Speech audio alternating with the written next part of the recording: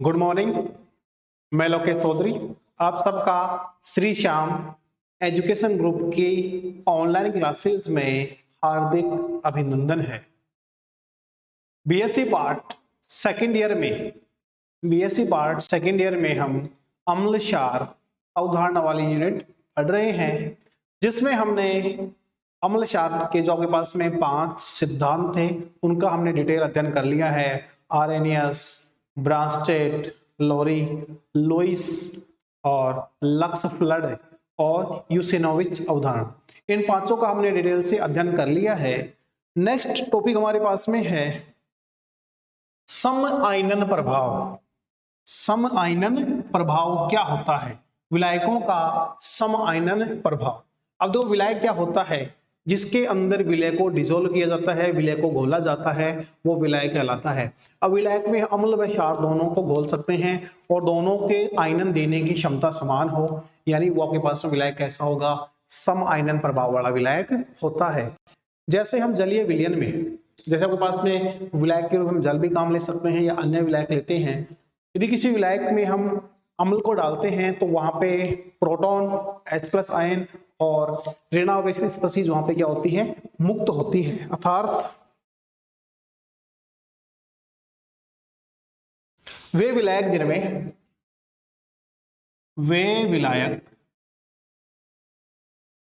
जिनमें सभी अम्ल क्षार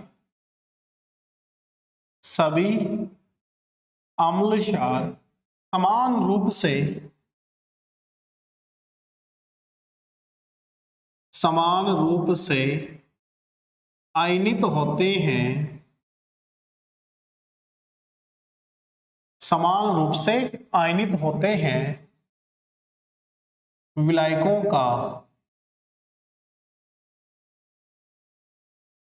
समआयनन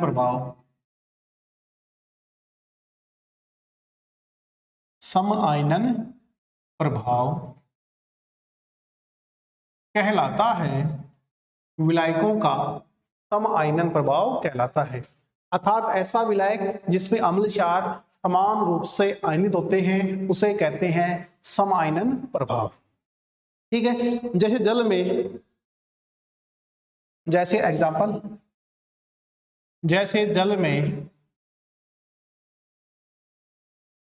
जैसे जल में सभी अम्ल प्रोटॉन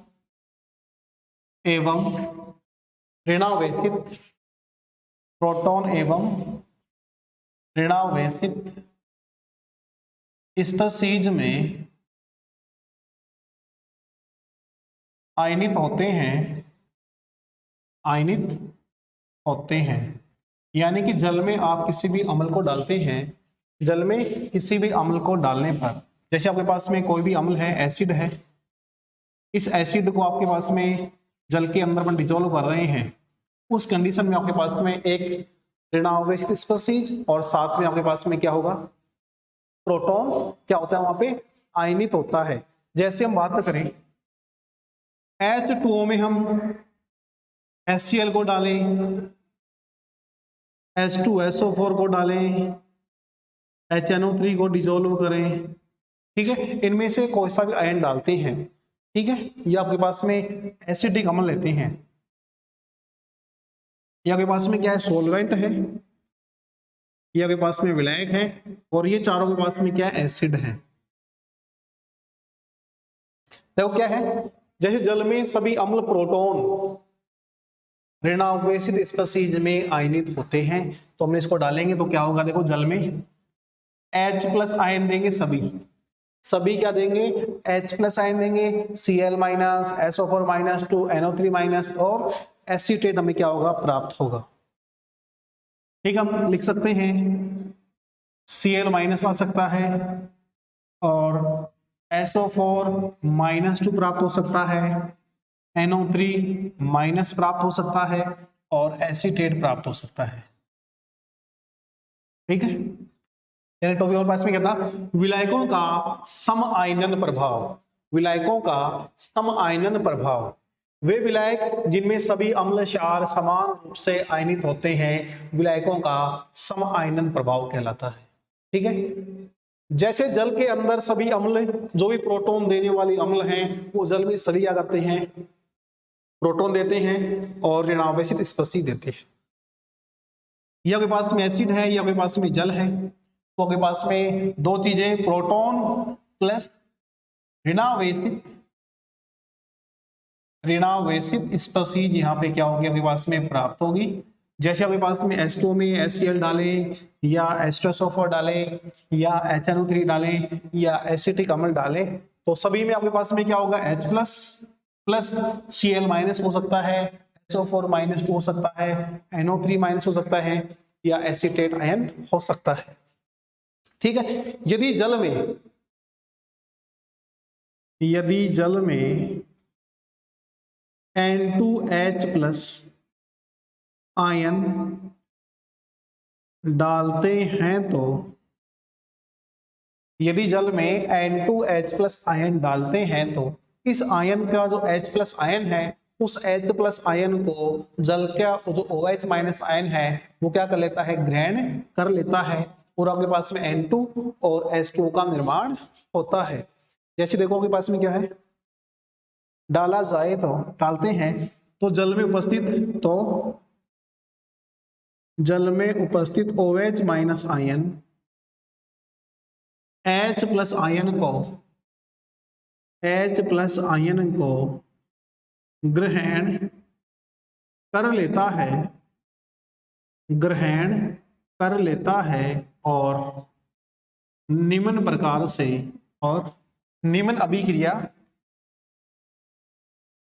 निम्न अभिक्रिया प्रदर्शित करता है। जैसे अभी पास में क्या है, N2H प्लस और ये H2O है, ये आपके पास में क्या होगा देखो N2 प्लस H3O पॉजिटिव। अर्थात हम कह सकते हैं जो OH माइनस आयन की प्रोटॉन बंधुता है, OH माइनस आयन की प्रोटॉन बंधुता ग्रेटर देन N2 प्रोटॉन बंधुता, यानी आपके पास में जो N2 अणु की जो प्रोटॉन बंधुता है इससे OH माइनस आयन की प्रोटॉन बंधुता क्या होगी, ज्यादा होगी, इसलिए H प्लस आयन जल उसको ग्रहण कर लेता है। ठीक है, तो दोबारा समझो, विलायक जल के अंदर आपके पास में विलायक क्या है, जल है, जल में दो चीजें होती हैं आपके पास में H प्लस OH माइनस। ठीक है, यदि जल में N2H प्लस आयन डालते हैं, जल में आपके पास में ये वाला आयन डालते हैं तो आपके पास में क्या होगा, जल में उपस्थित OH minus ion H plus ion को ग्रहण कर लेता है। और ग्रहण क्यों करता है, क्योंकि OH माइनस की प्रोटॉन बंधुता N2 की प्रोटॉन बंधुता से क्या होती है, ज्यादा होती है। इसी के अकॉर्डिंग आपके पास में क्या हो देखो, यदि जल में हाइड्रेट आयन को रखा जाए, यदि जल में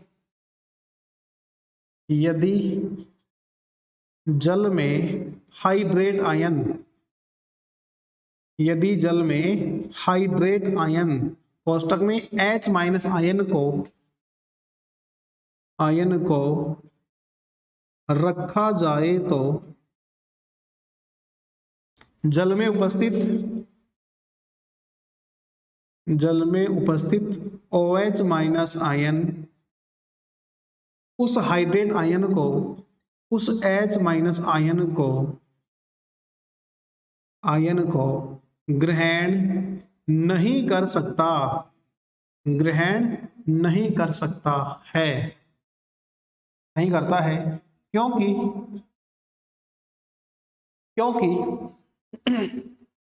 हाइड्रेट आयन की जो प्रोटॉन बंधुता है, यानी पास में हाइड्रेट आयन की जो प्रोटॉन बंधुता है जल के प्रोटॉन बंधुता के पास में क्या होती है, ज्यादा होती है, नहीं करता है, तथा कान बाहर लिख देंगे, तथा H प्लस आयन तथा जल का H plus ion hydrate ion की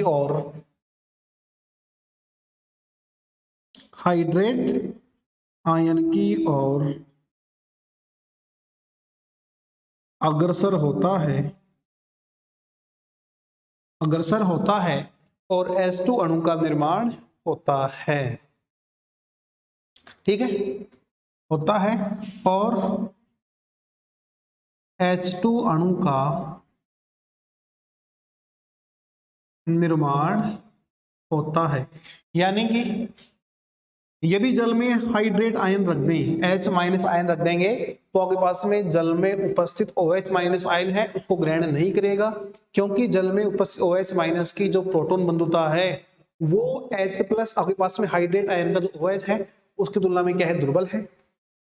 तो क्या होगा, जल का जो H प्लस आयन है वो उसकी ओर क्या होगा, अग्रसर होगा, और दोनों आपस में आके H2 आयन का निर्माण कर लेते हैं। जैसे आपके पास में H माइनस, H प्लस और OH माइनस, तो आपके पास में क्या होगा, देखो H2 प्लस OH माइनस का फॉर्मेशन होता है। ठीक है, इसी प्रकार यदि जल में HCl अम्ल डाला जाए तो जल के OH माइनस आयन को, देखो यदि जल में HCl अम्ल को डाला जाए तो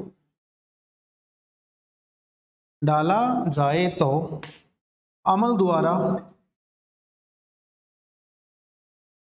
द्वारा त्यागा गया H प्लस आयन को जल में उपस्थित OH माइनस आयन द्वारा ग्रहण नहीं किया जा सकता। यानी जल का जो OH माइनस है वो HCl के द्वारा जो H प्लस आयन त्यागा गया है उसको ग्रहण नहीं कर सकता।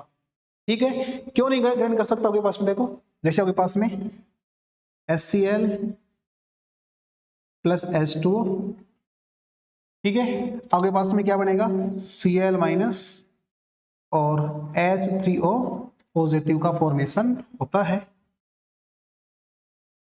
H3O पॉजिटिव का निर्माण होता है। अर्थात हम कह सकते हैं प्रोटॉन बंधुता Cl माइनस, यानी आपके पास में प्रोटॉन बंधुता किसकी, Cl माइनस की ग्रेटर देन प्रोटॉन बंधुता OH माइनस, यानी जिस आयन की प्रोटॉन बंधुता का मान ज्यादा होगा उसके द्वारा त्यागा गया जो H प्लस आयन है उसको ग्रहण नहीं किया जा सकता। यानी OH माइनस आपके पास में ग्रहण करेगा, उसको आपके पास में क्या होगा, H2 अणु ही क्या करेगा, एब्स्ट्रैक्ट करेगा और वहां पे H3O पॉजिटिव बनाएगा। ठीक है, तो जल का अणु होता है उसमें खुद का H प्लस OH माइनस होता है। ठीक है, इसको आप नोट करो, फिर हम आगे चलते हैं। विलायकों का सम आयनन प्रभाव, इसको दोबारा थोड़ा सा एक बार तो रिवाइज कर देते हैं। वे विलायक जिनमें सभी अम्ल क्षार समान रूप से आयनित होते हैं विलायकों का सम आयनन प्रभाव कहलाता है। जैसे जल में सभी अम्ल, आपके पास में जितने भी अम्ल हैं जो H प्लस आयन देते हैं, जैसे जल में सभी अम्ल प्रोटॉन एवं ऋणावेशित स्पीशीज का आयनित होते हैं। जैसे आपके पास में एसिड है, H2O है, H प्लस आयन देंगे, प्रोटॉन देंगे और साथ में क्या बनाएंगे, ऋणावेशित स्पीशीज बनाएंगे, वही देंगे जिनमें प्रोटॉन प्रेजेंट होना चाहिए। ठीक है, जैसे आपके पास में H2O विलायक है, HCl, H2O, HNO3, एसिटिक अम्ल, ये सभी एसिड है, इसको डालेंगे तो H plus Cl minus SO4 minus 2 NO3 minus acetate बन जाता है। अब तीन स्टेट आपके पास में है, तीन कंडीशन आपके पास में है, ये आपके पास में फर्स्ट है, ये आपके पास में सेकंड है, ये आपके पास में थर्ड है। यदि जल में N2H प्लस आयन डालते हैं, N2H प्लस आयन डालते हैं तो जल में OH minus ion H plus ion को ग्रहण कर लेता है और निम्न प्रकार की अभिक्रिया होती है। और क्यों होती है, क्योंकि N2 आपके पास में जो नाइट्रोजन है उससे OH माइनस आयन की जो प्रोटॉन बंधुता क्या होगी, ज्यादा होगी। जिसकी प्रोटॉन बंधुता ज्यादा होती है वो H प्लस आयन को एब्स्ट्रैक्ट कर सकता है। इस कंडीशन में जो OH माइनस आयन की प्रोटॉन बंधुता N2 से क्या है, ज्यादा है। N2 के तो आपके पास में N2H प्लस के द्वारा जो H प्लस आयन त्यागा गया है इसको ग्रहण कर सकता है ये। दूसरा, जल में hydrate ion H minus ion को रखा जाए, जल में H माइनस आयन हो, उसको OH माइनस आयन ग्रहण नहीं कर सकता, उसको तो आपके पास में ग्रहण नहीं करेगा तो क्या होगा, जल के अंदर जो H प्लस आयन है वो दोनों आपस में क्रिया करके और क्या बना लेंगे, H2 बना लेंगे। तीसरा, जल में HCl डालेंगे, H प्लस आयन को OH माइनस आयन ग्रहण नहीं करेगा, OH माइनस ग्रहण नहीं करके जल का अणु है वो तीनों जुड़ के और आपके पास में H3 पॉजिटिव बना लेते हैं। ठीक है, इसी के साथ में नेक्स्ट टॉपिक है विलायक तंत्र परिभाषा। नेक्स्ट टॉपिक विलायक तंत्र परिभाषा।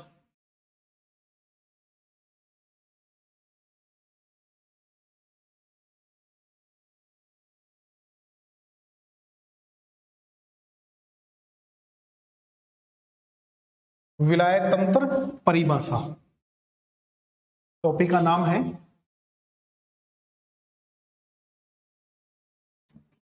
विलायक तंत्र परिभाषा। सबसे पहले ये सिद्धांत किसने दिया, फ्रैंकलिन ने। इसका प्रतिपादक कौन है, फ्रैंकलिन। बाद में पास में केडी और एलसी ने इसका विस्तार किया था।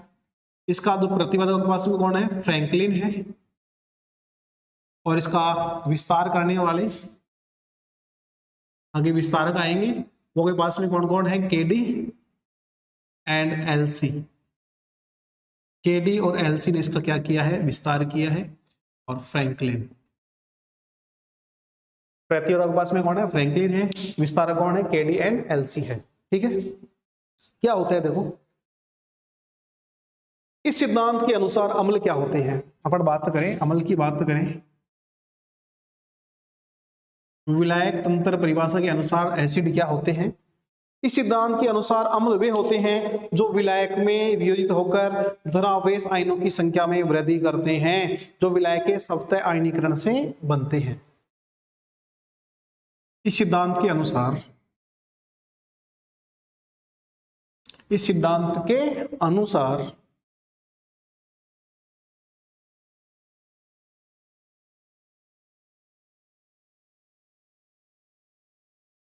अनुसार अम्ल वे पदार्थ होते हैं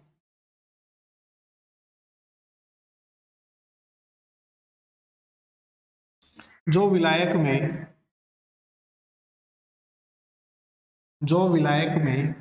आयनित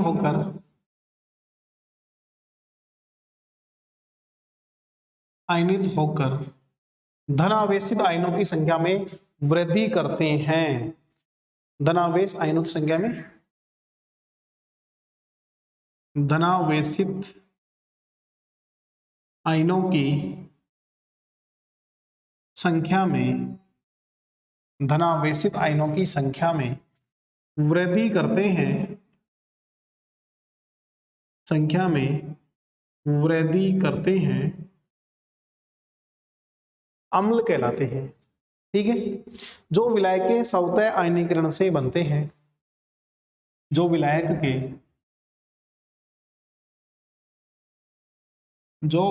के सतह आयनीकरण से, जो विलायक के सतह आयनीकरण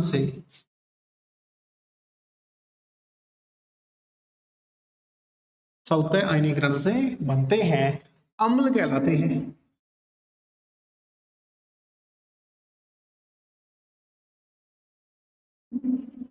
अम्ल कहलाते हैं।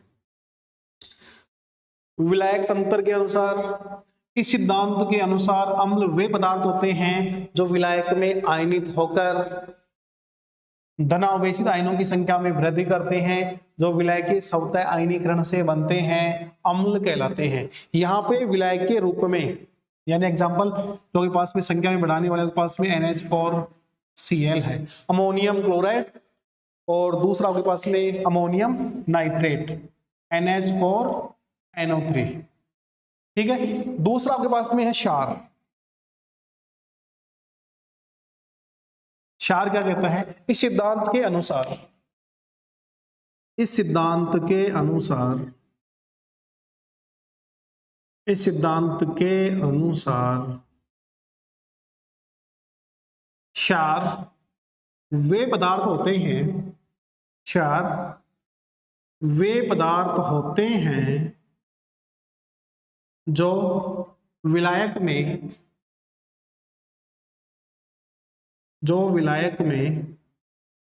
आसानी से आयनित होकर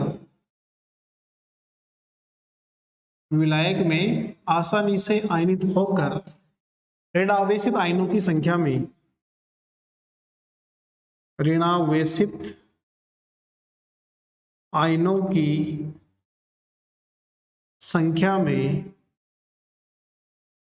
वृद्धि करते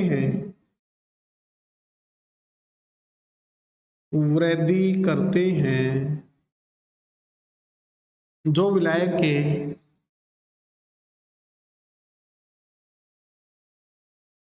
स्वतः आयनीकरण से प्राप्त होते हैं।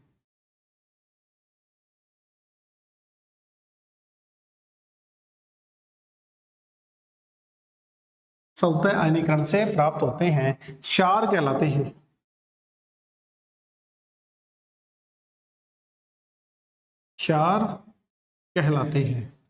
ठीक है, इसके एग्जाम्पल हो जाएंगे NaNH2, जिसको अपन सोडामाइड भी कहते हैं, और KNH2। दोनों की परिभाषा देखेंगे, दोनों में केवल एक ही डिफरेंट है। इस सिद्धांत के अनुसार यहाँ पे अम्ल है, यहाँ पे क्षार है। दोनों ही विलायक क्या होंगे? आयनित होंगे। यहाँ पे ऋणावेशित आयनों की संख्या में वृद्धि, यहाँ पे धनावेशित आयनों की संख्या में वृद्धि होगी। दोनों का ही स्वतः आयनीकरण होगा। एक में आपके पास में अमोनियम क्लोराइड, अमोनियम नाइट्रेट, यहाँ पे सोडामाइड NaNH2 और KNH2 होता है। ठीक है, यानी कि इस सिद्धांत के अनुसार क्षार वे पदार्थ होते हैं जो विलायक में आसानी से आयनित होकर ऋणावेशित आयनों की संख्या में वृद्धि करते हैं, जो विलायक के स्वतः आयनीकरण से प्राप्त होते हैं। क्षार कहलाते हैं सोडामाइड, पोटेशियमाइड। ठीक है, KNH2, NaNH2। ठीक है, अब देखो आपके पास में क्या है। उदाहरण के लिए द्रव अमोनिया NH4+ NH2- आयनों में वियोजित होता है। अतः द्रव अमोनिया में सभी अमोनियम लवण अम्ल और सभी एमाइड हैं वो क्षारक हो गए। एग्जाम्पल देखो, द्रव अमोनिया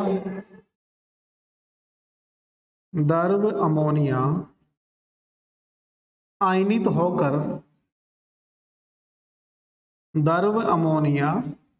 होकर NH4+ व NH2- आयनों में आयनित होती है। NH4+ NH2- आयनों में आयनित होती है। अतः द्रव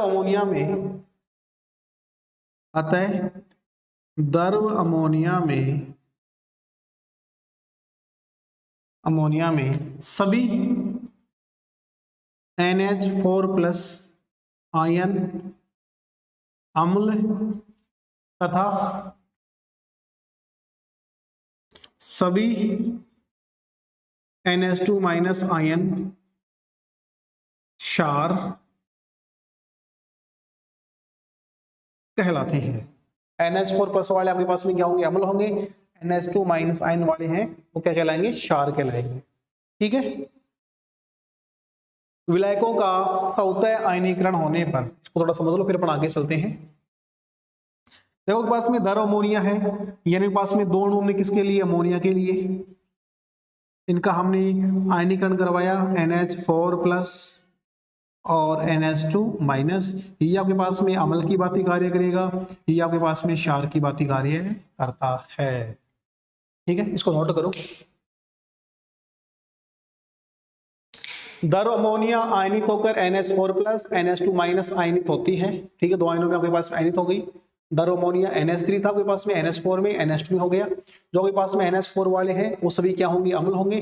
तो NH2 वाला होगा तो आपके पास में क्या होगा? आना। तो आपके पास देखो NH4+ वाला बढ़ाएगा, आपके पास में NH4 वाला आपके पास ये होगा सोडामाइड वाला, पोटेशियमाइड वाला, आपके पास में क्या होगा? क्षार होगा। ठीक है, आगे चलते हैं।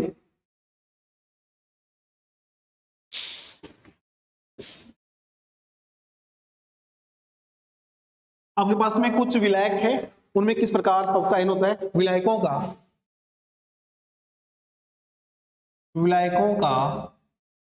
सवतः आयनीकरण निम्न प्रकार होता है। जैसे हमने किसको लिया? सबसे पहले अमोनिया को ही ले लिया, दर अमोनिया ले लिया, या आपके पास में अपन ये ले ले, 2 अणु जल के ले ले, तो आपके पास में क्या होगा? OH माइनस H3O पॉजिटिव, 2 अणु किसके ले ले? NH3 के ले ले, NH2 माइनस NH4 प्लस।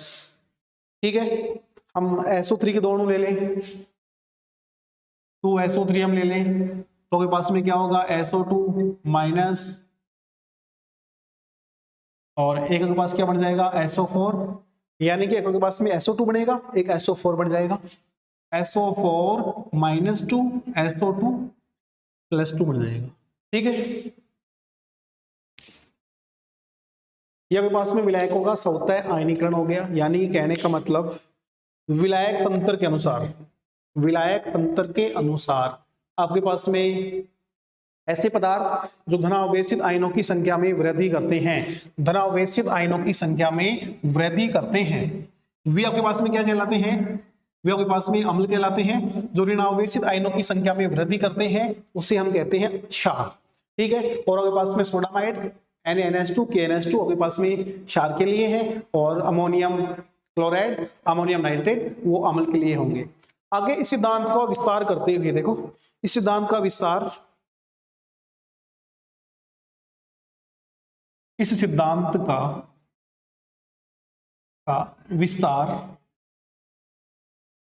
का विस्तार केडी एवं एलसी नामक वैज्ञानिक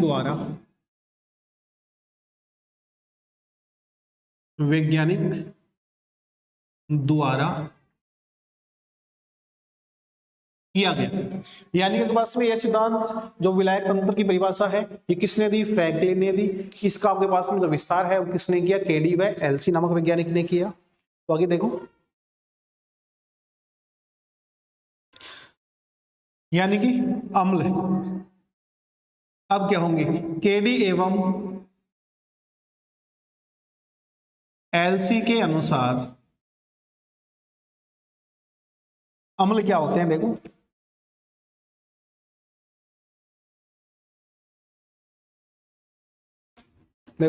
केडी एवं एलसी के अनुसार वे पदार्थ जो अम्ल की अम्लीयता में वृद्धि करते हैं, अम्ल की अम्लीयता में वृद्धि करते हैं, अम्ल कहलाते हैं। केडी व एलसी के अनुसार वे पदार्थ जो अम्ल की अम्लीयता में वृद्धि कर दें वो क्या कहलाते हैं? अम्ल कहलाते हैं। दूसरा आपके पास में क्षार की बात करें, केडी एवं एलसी के अनुसार वे पदार्थ जो क्षार की क्षारीयता में वृद्धि करते हैं, क्षारीयता में वृद्धि करते हैं, क्षार कहलाते हैं, क्षार कहलाते हैं। जो क्षारीयता में वृद्धि करते हैं वो क्षार कहलाते हैं, अम्लता में वृद्धि करते हैं वो अम्ल कहलाते हैं। ठीक है, जैसे NH3 के सवतः आयनीकरण से NH4 प्लस व NH2 माइनस आयन बनते हैं, अतः वे स्पर्शी जो NH3 विलायक में NH4 प्लस आयनों की संख्या बढ़ाते हैं वे अम्ल कहलाते हैं। फॉर एग्जांपल NH3 लिक्विड के सवतः आयनीकरण से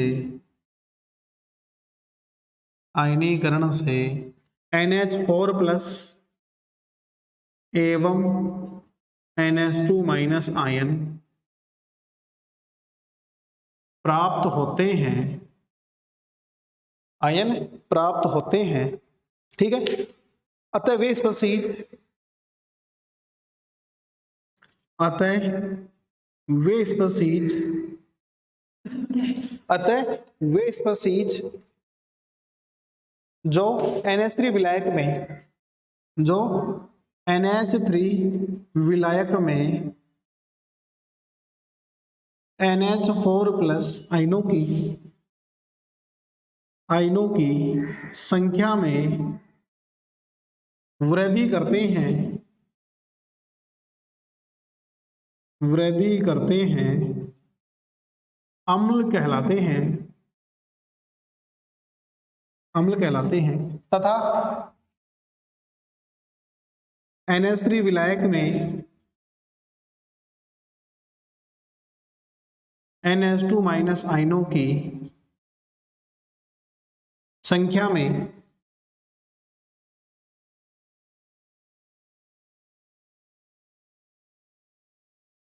वृद्धि करते हैं, क्षार कहलाते हैं, क्षार कहलाते हैं, ठीक है।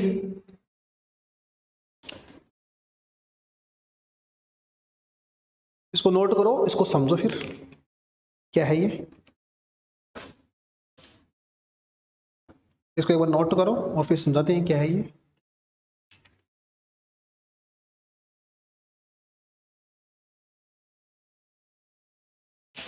यानी कि विलायक तंत्र परिभाषा है वो फ्रैंकलिन के द्वारा दी गई, यानी कि आपके पास में फ्रैंकलिन के द्वारा परिभाषा दी गई, यानी विलायक तंत्र परिभाषा दी गई, उसका जो विस्तार है, उसका विस्तार कैडी व एल्सी नामक वैज्ञानिक ने किया। कैडी व एल्सी क्या कहते हैं, यानी वे पदार्थ जो क्षार की क्षारीयता को बढ़ा दे वो क्षार कहलाते हैं, अम्ल की अम्लता को बढ़ा दे वो अम्ल कहलाते हैं। अगर आपके पास में द्रव अमोनिया है और द्रव अमोनिया से हमें दो प्रकार के आयन प्राप्त होते हैं, NH4 प्लस एवं NH2 माइनस, दो प्रकार के आयन हमें प्राप्त होते हैं। अगर आपके पास में NH अमोनियम आयनों की संख्या में बढ़ता है तो आपके पास में क्या होंगे, वो अम्ल कहलाएंगे, और NH2 माइनस आयनों की संख्या में वृद्धि करते हैं तो वे कहलाते हैं क्षार, ठीक है। और आपके पास में इनका सवतः आयनीकरण होता है, आपके पास में जल के अणु का सवतः आयनीकरण होगा, OH माइनस H3O पॉजिटिव बढ़ता है। आपके पास में अमोनिया का सवतः आयनीकरण होगा, NH2 माइनस NH4 प्लस। ये आपके पास में क्षारीयता को बढ़ाते हैं, ये आपके पास में अम्लता को बढ़ाते हैं। जो प्लस वाले हैं वो आपके पास में अम्लता को बढ़ाएंगे, जो माइनस वाले हैं वो आपके पास में क्षारीयता को बढ़ाते हैं, ठीक है। आज के लिए इतना ही पर्याप्त है, धन्यवाद। नेक्स्ट वीडियो में हम क्या पढ़ेंगे, जो आपके पास में विलायक हैं उनके जो आपके पास में कितने प्रकार होते हैं, ठीक है, उनका हम आगे डिटेल से अध्ययन करेंगे। धन्यवाद।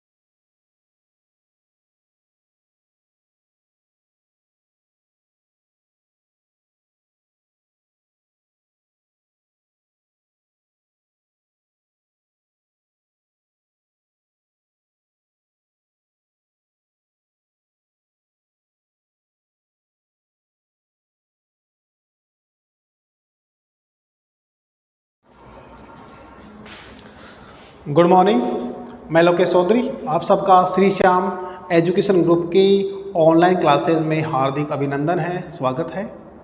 ठीक है, बीएससी पार्ट सेकेंड ईयर में हम जो एसिड बेस वाला चैप्टर है वो चल रहा है।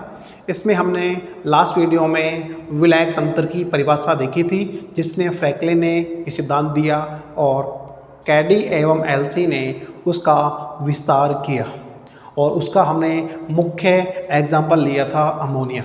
दारू अमोनिया का जब दारू अमोनिया विलायक का आयनीकरण होता है तो हमारे पास में दो प्रकार की स्पीशीज प्राप्त होती है, NH4+ ammonium plus NH2 minus.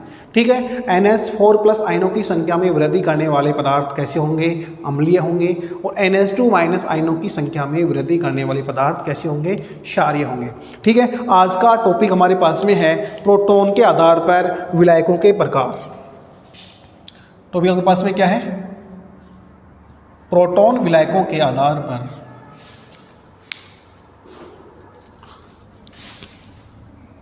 Proton के आधार पर प्रोटॉन के आधार पर विलायकों के प्रकार। प्रोटॉन के आधार पर विलायक चार प्रकार के होते हैं। पहला आपके पास में है प्रोटॉन ग्राही या प्रोटॉन दाता विलायक। प्रोटॉन दाता विलायक, इसको हम कहते हैं अम्लीय विलायक। क्या कहते हैं इसको अपन? अम्लीय विलायक कहते हैं इसको अपन, अम्लीय विलायक कह देंगे। दूसरा आपके पास में है प्रोटॉन ग्राही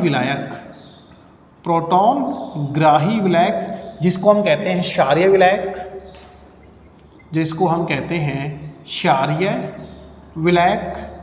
तीसरा आपके पास में है उभय प्रोटॉनिक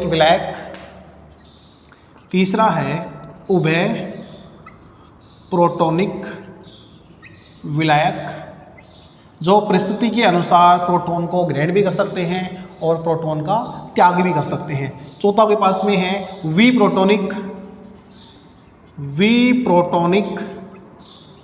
या अप्रोटॉनिक विलायक, जो प्रोटॉनों का त्याग नहीं करते हैं, कैसी परिस्थिति हो उसे कहते हैं अप्रोटॉनिक विलायक।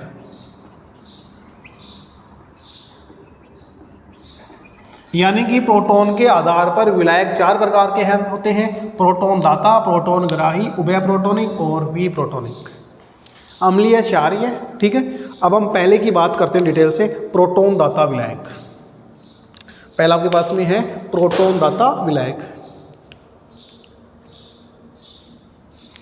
पहला आपके पास में है प्रोटॉन दाता विलायक, जिसको हम अम्लीय विलायक भी कहते हैं, अम्लीय विलायक। ये आपके पास में पदार्थ जो विलायक के साथ में, ये आपके पास में विलायक जो प्रोटॉन का त्याग करते हैं, अम्लीय विलायक कहलाते हैं। वे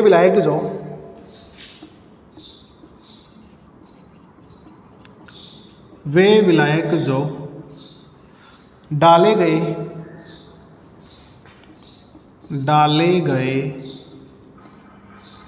पदार्थ से प्रोटॉन मुक्त करते हैं,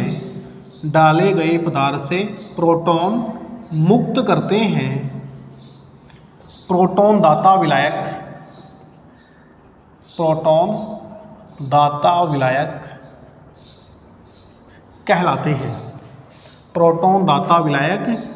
कहलाते हैं। यदि किसी विलायक में पदार्थ डालते हैं और उस पदार्थ से विलायक क्या करता है? प्रोटॉनों को बाहर मुक्त करता है, उसे कहते हैं प्रोटॉन दाता विलायक या अम्लीय विलायक। ठीक है, अर्थात प्रोटॉन का निष्कासित करते हैं। जैसे आपके पास में है HF, एग्जाम्पल आपके पास में क्या है? HF है, और यहाँ पे विलायक आपके पास में क्या है? NH3 है। NH3 यहाँ से क्या करे? प्रोटॉन को मुक्त कर दे और आपके पास में क्या बने? F- NH4+। ये आपके पास में क्या है? विलायक है। इस विलायक में हमने HF हाइड्रोजन फ्लोराइड इसमें डाला है। ये विलायक क्या कर रहा है, इससे प्रोटॉन को मुक्त करवा रहा है, इस स्पीशीज से प्रोटॉन को मुक्त करवाता है। वे विलायक, ये विलायक है, वे विलायक जो डाले गए पदार्थ या के पास में डाला गया पदार्थ है, पदार्थ से प्रोटॉन मुक्त करते हैं या मुक्त कराते हैं, प्रोटॉन निष्कासित कराते हैं, प्रोटॉन दाता विलायक कहलाते हैं या अम्लीय विलायक कहलाते हैं। ठीक है, जैसे आपके पास में है H2O और NH3। अब यहाँ पे आपके पास में क्या होगा, NH4 OH minus NH4 positive. ये आपके पास में दोनों ही प्रोटॉन दाता विलायक के एग्जाम्पल हैं। दूसरा हमारे पास में है प्रोटॉन ग्राही विलायक, प्रोटॉन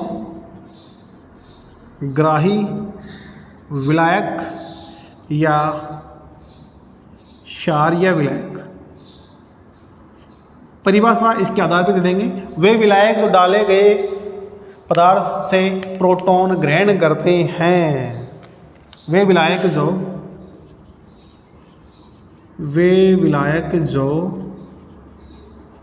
डाले गए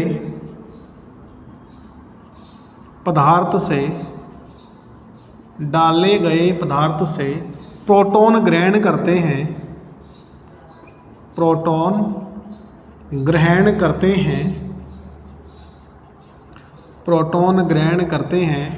प्रोटॉन ग्राही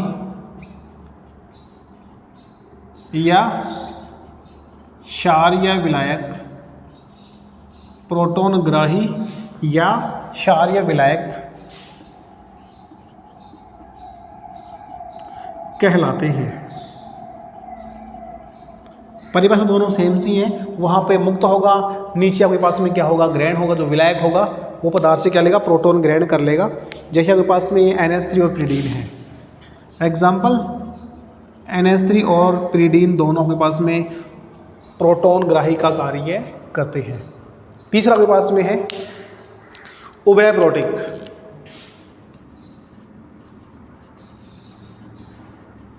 उभय प्रोटॉनिक विलायक। वे विलायक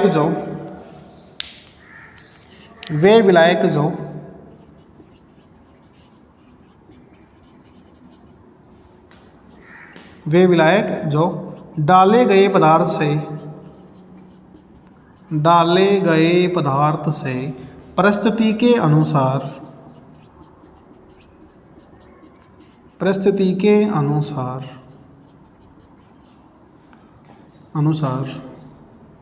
प्रोटॉन मुक्त या ग्रहण कर सकते हैं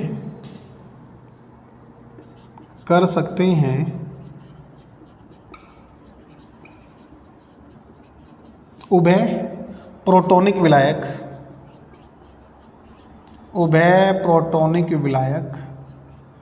कहलाते हैं।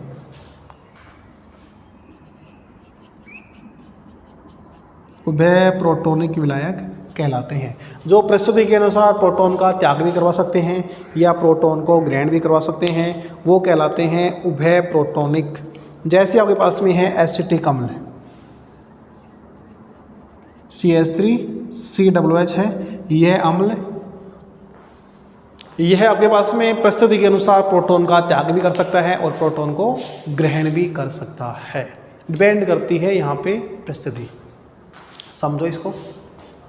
प्रोटॉन के आधार पर विलायक 4 प्रकार के होते हैं। प्रोटॉन के आधार पर विलायक 4 प्रकार के होते हैं। प्रोटॉन दाता, प्रोटॉन ग्राही, उभय प्रोटॉनिक और वी प्रोटॉनिक। यहाँ पे प्रोटॉन देंगे, जो पदार्थ अपन डालेंगे उससे प्रोटॉन बाहर निकलेगा, जो पदार्थ डालेंगे उससे विलायक प्रोटॉन ग्रहण कर लेगा। यहाँ पे परिस्थिति के अनुसार प्रोटॉनों का ग्रहण या त्याग किया जाता है। इस वाले में प्रोटॉन मुक्त नहीं होंगे। वी प्रोटॉनिक या एप्रोटॉनिक, आपके पास विलायक कैसा भी हो, यहाँ पे कोई प्रभाव नहीं पड़ेगा। अम्लीय में आपके पास में क्या है, वे विलायक जो डाले गए पदार्थ से प्रोटॉन क्या करते हैं, मुक्त करवाते हैं। NH3 ने HF डाला, प्रोटॉन मुक्त करवा दिया। ठीक है। दूसरा आपके पास में प्रोटोन ग्राही, डाले गए पदार्थ से प्रोटोनों का ग्रहण करना। जो पदार्थ हमने डाला है उससे प्रोटोनों को एक्सेप्ट कर ले, उसे कहते हैं प्रोटोन ग्राही। और उभय प्रोटोन, उभय इन दोनों, जिसमें दोनों गुण हो, प्रोटोन ले भी सके प्रोटोन दे भी सके, वे विलायक जो डाले गए पदार्थ से परिस्थिति के अनुसार, स्थिति के अनुसार, परिस्थिति के अनुसार प्रोटोन मुक्त या ग्रहण कर सकते हैं, उभय प्रोटोनिक विलायक कहलाते हैं। जैसे एसिटिक अम्ल। अब इसको समझते हैं अपन एग्जाम्पल को डिटेल से। एसिटिक अम्ल किस प्रकार प्रोटोन ग्राही और प्रोटोन दाता का कार्य करता है, इसको हम डिटेल से देखते हैं। आपके पास में एसिटिक अम्ल के साथ में दो प्रकार के विलायक लेते हैं। जैसे आपने आपके पास विलायक लिया NH3, CH3, COOH plus NH3, ठीक है। अब आपके पास में क्या होगा, इस कंडीशन में CH3 COO minus NH4 plus, इस कंडीशन में क्या करेगा, प्रोटोन दे देगा। लेकिन यहाँ पे हम ले लें HF, क्या ले लें, यहाँ पे ये किसका कार्य कर रहा है, एसिड का कार्य कर रहा है। CH3 COOH प्लस HF यहाँ पे ले लें, तो आपके पास में कंपाउंड क्या होगा, CH3 C double bond H plus F minus. अब इसने क्या किया, प्रोटोन ग्रहण कर लिया है HF के साथ में, यानी कि आपके पास में यहाँ पे बेस का कार्य कर रहा है। यहाँ पे एसिड है, यहाँ पे बेस है, यानी परिस्थिति के अनुसार आपके पास में जो एसिटिक अम्ल है वो प्रोटोन का त्याग भी कर सकता है, प्रोटोन को ग्रहण भी कर सकता है, ठीक है। अब यहाँ पे एक क्वेश्चन आता है, उस क्वेश्चन को देखिए अपन। उभय प्रोटिक में आपको एसिटिक अम्ल लेना है, क्योंकि एसिटिक अम्ल है वो परिस्थिति के अनुसार प्रोटोनों का ग्रहण व त्याग दोनों कर सकता है। अब यहाँ पे एक इंपॉर्टेंट क्वेश्चन है, और क्वेश्चन क्या है देखो, एसिटिक अम्ल CH3 COO, एसिटिक अम्ल अमोनिया के साथ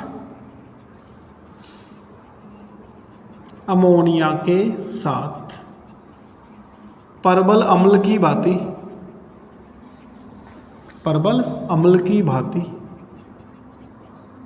व्यवहार करता है, जबकि जल के साथ या जबकि HF के साथ दुर्बल अम्ल कह दो या क्षार की भांति व्यवहार करता है। क्यों इंपॉर्टेंट क्वेश्चन है ये, एग्जाम में आया हुआ है। एसिटिक अम्ल अमोनिया के साथ में NH3 के साथ में परबल अम्ल की भांति व्यवहार करता है, या इसने प्रोटोन दिया है, लेकिन HF के साथ में आपके पास में क्षार की भांति या दुर्बल अम्ल की भांति व्यवहार करता है। ऐसा क्यों होता है, क्योंकि एसिटिक अम्ल उभयधर्मी प्रोटिक होता है। कैसा होता है, आपके पास में उभय प्रोटोनिक स्पीशीज है, यह परिस्थिति के अनुसार प्रोटोनों का ग्रहण व त्याग कर सकता है। जैसे एसिटिक अम्ल में अमोनिया विलय डाला जाए, एसिटिक अम्ल में अमोनिया विलय डाला जाए तो यह एसिटिक अम्ल प्रोटोन दाता विलायक की भांति व्यवहार करता है, क्योंकि NH3 की क्षारीय प्रकृति क्या होती है, अधिक होती है, ठीक है। इसका आप आंसर लिखिए, हम आंसर, क्योंकि एसिटिक अम्ल एक उभयधर्मी प्रोटोनिक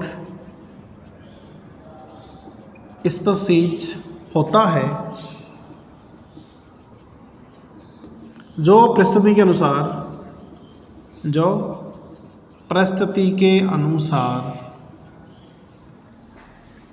अम्ल व क्षार दोनों की भांति व्यवहार कर सकता है,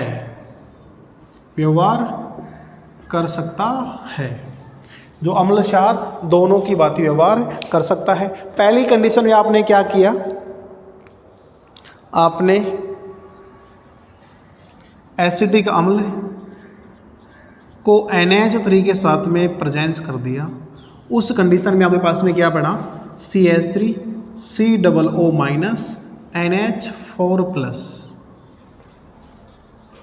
ठीक है, इस कंडीशन में आपके पास में क्या हुआ, जो विलायक है, विलायक आपके पास में जो अमोनिया है, इस विलायक ने आपके पास में देखो, जो विलायक अमोनिया है वो प्रोटॉन ग्रहण भी कर सकता है, प्रोटोन को त्याग भी सकता है। आपके पास में जो अमोनिया है, यह अमोनिया इसको प्रोटॉन त्यागने के लिए प्रेरित करता है।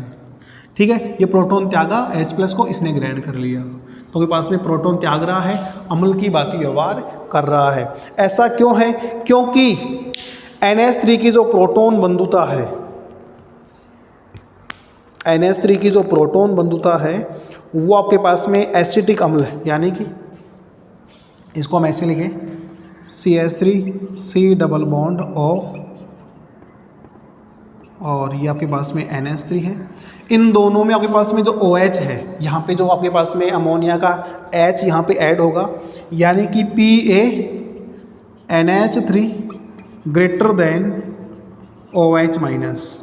OH माइनस आपके पास में, ये वाला आपके पास में OH है, यहाँ पे अलग हो, इस OH माइनस की जो प्रोटॉन बंधुता है, इसकी तुलना में NH3 की प्रोटॉन बंधुता क्या होती है, ज़्यादा होती है।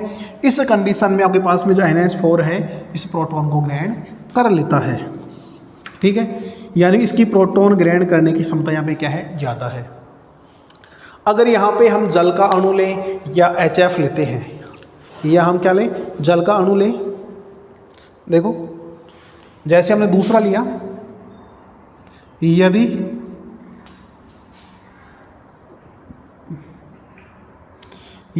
CH3 COOH की अभिक्रिया HF के साथ में करें, HF के साथ करें, CH3 C double bond OH plus HF, इस कंडीशन में क्या होगा, F minus plus CH3 C double bond OH और ये प्लस। अब हम क्या कह सकते हैं, हम कह सकते हैं कि आपके पास में जो OH माइनस आयन की प्रोटॉन बंधुता है वो HF, जो HF है इसकी प्रोटॉन बंधुता से क्या है, ज़्यादा है, इसलिए यहाँ पे इसने प्रोटॉन ग्रहण कर लिया। और प्रोटॉन ग्रहण करेगा उस कंडीशन में आपके पास में क्या होगा, प्रोटॉन आपके पास में, देखो अपन इसकी बात कर लें, या हम इसमें यह भी लिख सकते हैं क्या, प्रोटॉन बंधुता C डबल बॉन्ड OH, इसकी प्रोटॉन बंधुता HF की तुलना में क्या है, ज़्यादा है, उस कंडीशन में प्रोटॉन को ग्रहण कर लेता है। इस कंडीशन में ये क्षार की भांति कार्य करता है, क्षार की भांति कार्य।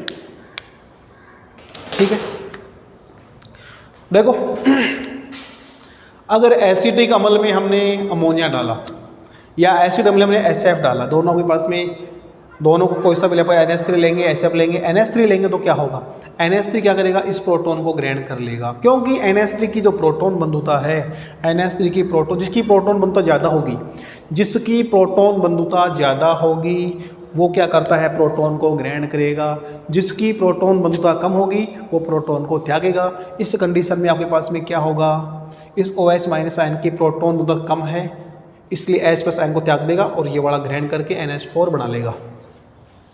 यदि आपके पास में एसिटिक अम्ल HF लेते हैं, उस कंडीशन में आपके पास में एसिटिक अम्ल का आपके पास में जो C double bond OH minus वाला ग्रुप है, इसकी प्रोटॉन बंधुता HF की तुलना में क्या होती है, ज़्यादा होती है। उस कंडीशन में HF से क्या करता है, प्रोटॉन ग्रहण कर लेता है। इस कंडीशन में क्षार की भांति कार्य करता है। यहाँ पे जल भी ले सकते हैं, जल लेंगे तो हम कह देंगे दुर्बल अम्ल की भांति व्यवहार करता है। ठीक है, इसको नोट करो, इंपॉर्टेंट क्वेश्चन है ये।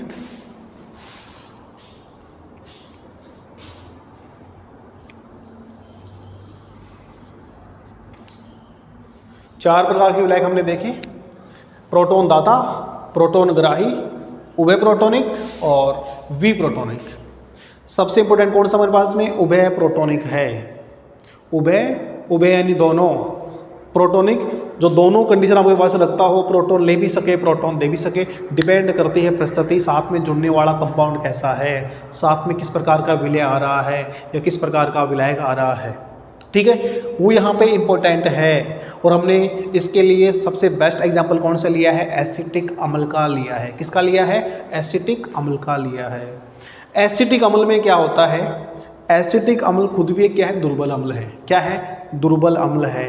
लेकिन अगर वो प्रोटॉन दे देगा जिसके साथ में है और प्रोटॉन्स को दे दिया तो कैसा बन जाएगा, वो प्रबल अम्ल बन जाता है। दुर्बल है और प्रोटॉन ग्रहण कर लिया तो और दुर्बल हो जाएगा।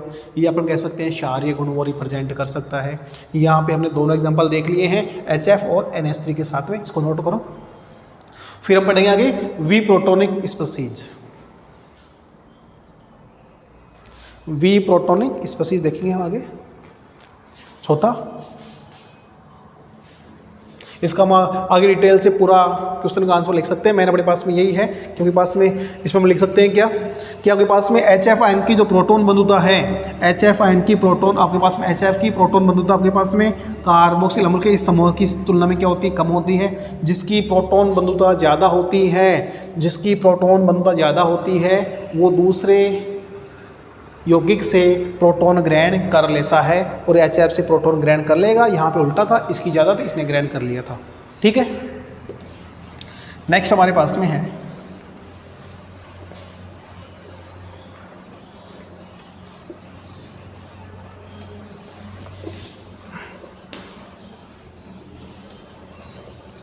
चौथा है वी प्रोटोनिक या एप्रोटोनिक।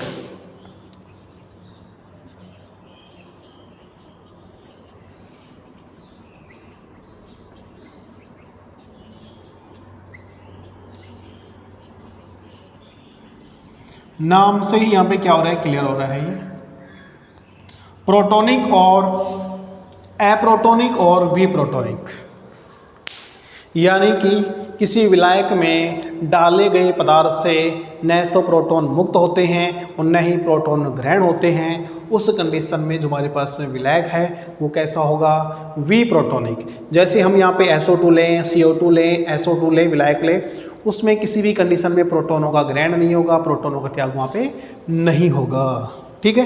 SO2 और CO2 में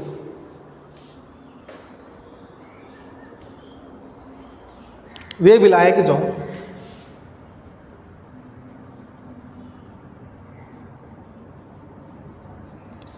डाले गए पदार्थ से, वे विलायक जो डाले गए पदार्थ से प्रोटॉनों का त्याग एवं ग्रहण दोनों नहीं करते हैं, वे विलायक जो डाले गए पदार्थ से प्रोटॉनों का त्याग व ग्रहण दोनों नहीं करते हैं, वी प्रोटोनिक विलायक कहलाते हैं। वी प्रोटोनिक विलायक कहलाते हैं। और इसके एग्जाम्पल हम देखें SO2 और CO2, ये न तो प्रोटॉनों का त्याग कर सकते हैं और न ही प्रोटॉनों को ग्रहण कर सकते हैं।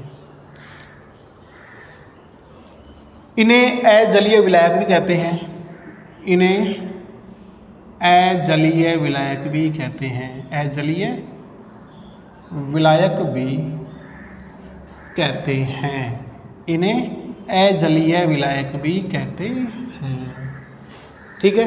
SO2 CO2 है वो कैसे होते हैं, अजलीय विलायक होते हैं। ये न तो प्रोटॉनों का त्याग करते हैं और न ही प्रोटॉनों का ग्रहण करते हैं, ठीक है। यानी कि आपके पास में यहाँ पे 4 कंसेप्ट हो गए हैं, प्रोटॉन दाता, प्रोटॉन ग्राही, उभयप्रोटिक और वी प्रोटोनिक, ठीक है। अगर एग्जाम में क्वेश्चन आता है कि प्रोटॉनों के आधार पर विलायक कितने प्रकार के होते हैं समझाइए, तो आप चारों प्रकार हैं उनको लिखना पड़ेगा। प्रोटॉन दाता, प्रोटॉन ग्राही, उभय प्रोटोनिक और वी प्रोटोनिक। वी प्रोटोनिक में जो आपके पास में विलायक होगा वो कैसा होगा, अजलीय विलायक। इसका एक नाम और लिख सकते हैं, वी प्रोटोनिक, अप्रोटोनिक और अजलीय विलायक। इनमें आपके पास में इन विलायकों में जो भी पदार्थ आप डालेंगे उससे न तो प्रोटॉन निकलेगा न प्रोटॉन ग्रहण होगा, दोनों ही कंडीशन में आपके पास में न तो प्रोटॉन ग्रहण होगा न ही प्रोटॉन का त्याग होगा, उसे हम कह देंगे विप्रोटॉनिक विलायक। ठीक है, SO2CO2। ठीक है, इसी के साथ में हमारे पास में ये यूनिट कंप्लीट होती है। हम नेक्स्ट यूनिट की बात करें थोड़ा सा, हमारे पास में 4 यूनिट यहाँ पे कंप्लीट हो चुकी हैं, यानी कि अपन थोड़ा सा देखें इनऑर्गेनिक में, इनऑर्गेनिक केमिस्ट्री में आपके 5 यूनिट हैं, 5 में से 4 यूनिट कंप्लीट हो चुकी हैं। कौन कौन सी? यूनिट फर्स्ट कंप्लीट हो गई है, यूनिट फर्स्ट कंप्लीट हो गई है 3D संक्रमण श्रेणी वाली, यानी डी ब्लॉक्स एलिमेंट्स वाली कंप्लीट हो गई है, यानी 3 यूनिट हमें क्या कंप्लीट हो गई हैं। दूसरे के पास में यूनिट सेकंड जो के पास में कौन सी है? कोऑर्डिनेशन कंपाउंड, कोऑर्डिनेशन कंपाउंड उप सहसंबंध है, वो कंप्लीट हो गई है। यूनिट थर्ड आपके पास में lanthanide actinide, lanthanide and actinide है, वो कंप्लीट हो गई है।